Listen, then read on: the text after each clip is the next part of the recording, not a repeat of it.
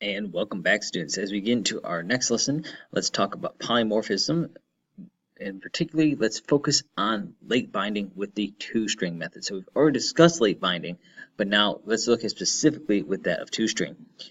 So let's kind of get started here by recalling that when we discussed the methods equals and toString, remember this is something we've had in our classes for quite a while now, we noted that if you include an appropriate toString method in the definition of a class, then you can output the object of the class with just system.out.println.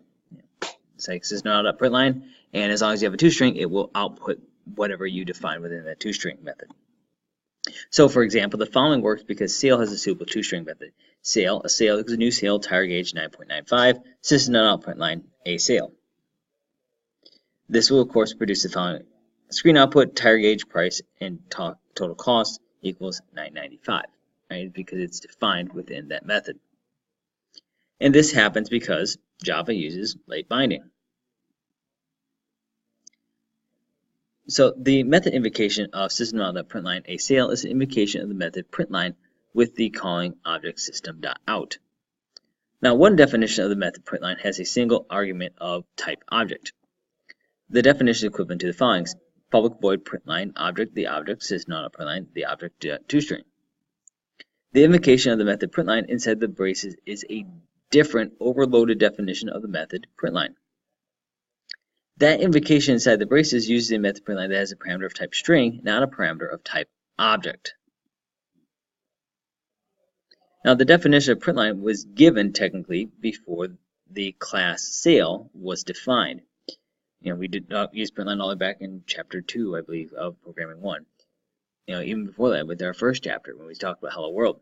Yet in the invocation system.out.println a sale with an argument a sale of type sale, and hence also therefore a type object, it is the definition of toString in the class sale that is used, not the definition of toString within the class object. So that's an important thing to note here, is that when you define it for these classes, it's using the class definition. And the reason why this works, and it's not using the object definition, is because of late binding. Right? Late binding is what makes it possible. Remember, late binding, it's how pretty much Java loads up the different things, how you can think of it like Java's orders of operations of how it uses the different methods.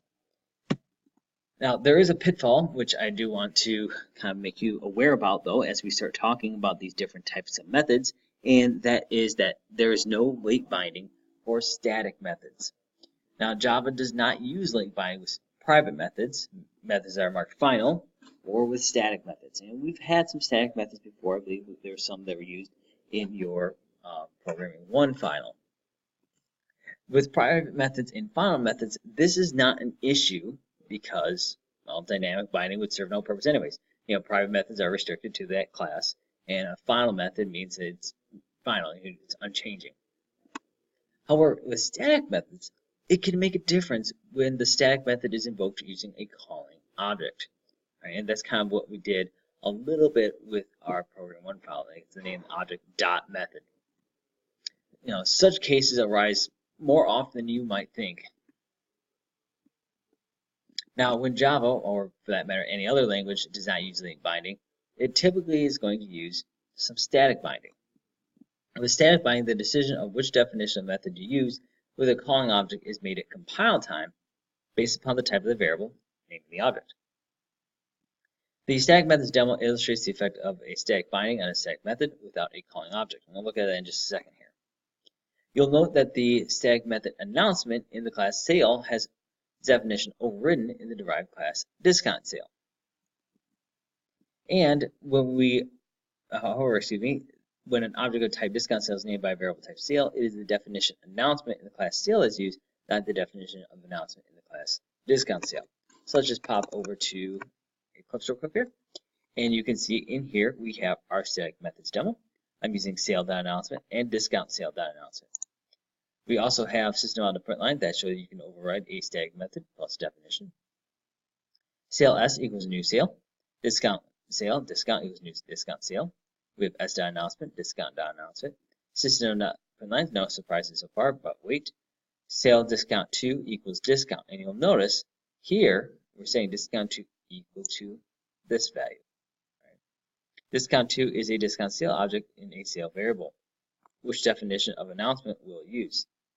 Discount to dot announcement is the sale version of announcement. So if we run this, you can see that's exactly what we get.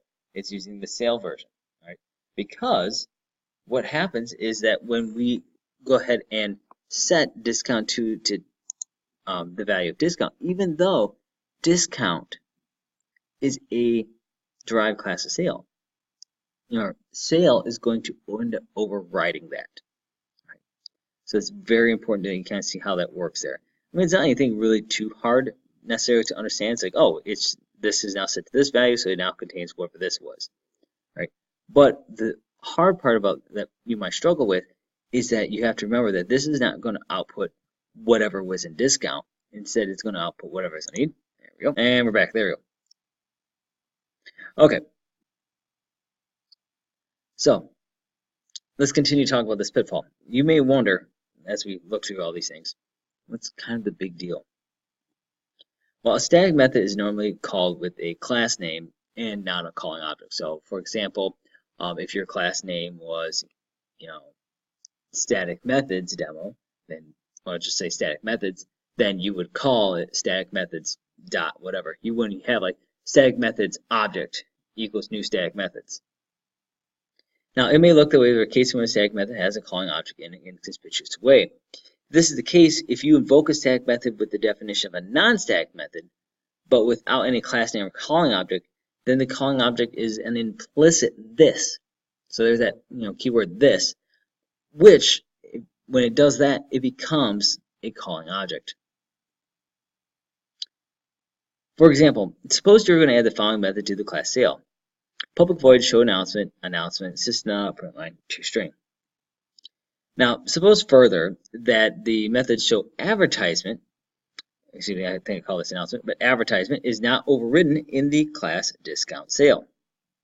Then the method show advertisement, therefore, is inherited unchanged from the class sale because it's not overridden. Now consider this code. Sale S equals new sale floor mat $10. Discount sale discount equals new discount sale floor mat 11 and 10. S dot show advertisement discount dot show advertisement. Now you might expect the following output. This is the sale class. Floor mat price and total cost equals $10. This is the discount sale class. Floor mat price equals $11. Discount equals 10%. Total equals 9.9. Kind of makes sense, but because the definition is used for a static method announcement inside of show advertisement, it's determined really at compile time based upon the type of variable holding the calling object. So the output is actually the following, where the change is now shown in orange. This is the sale class, floor mat price, and total cost equals 10. This is the sale class, floor mat price equals 11, discount equals 10%, total cost equals 9.9. And the reason why this happens is because Java uses late binding with non-static method toString, but it's using static binding with the static method announcement. All right, and that's going to wrap it up for today, folks. So hopefully that is nothing too overwhelming there. We're just implementing this for toString. So I guess we will see you next time.